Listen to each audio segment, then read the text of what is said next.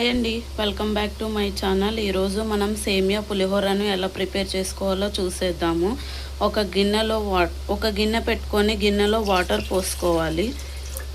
నీళ్ళు ఇప్పుడు వాటర్ మంచిగా బాయిల్ అవుతున్నప్పుడు సేమియా వేసుకోవాలి. అందులో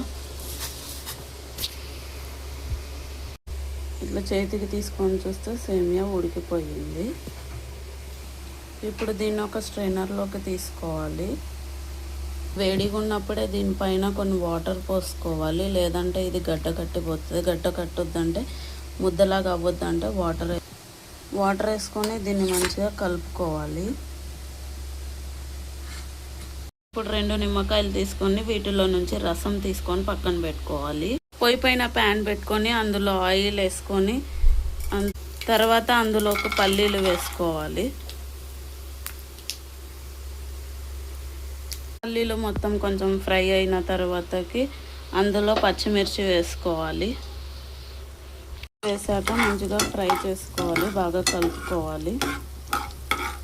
పసుపు వేసుకోవాలి. పసుపు వేసుకొని మంచిగా కలుపుకోవాలి ఒకసారి.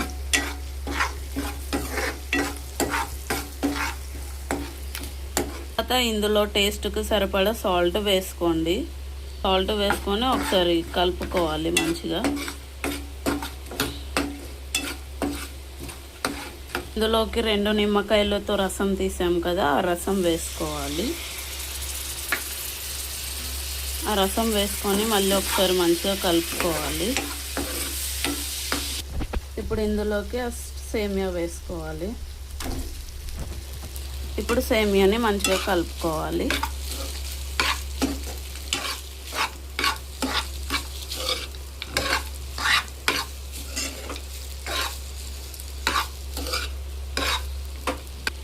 ఇప్పుడు ఇందులోకి కొత్తిమీర కూడా వేసుకోవచ్చు.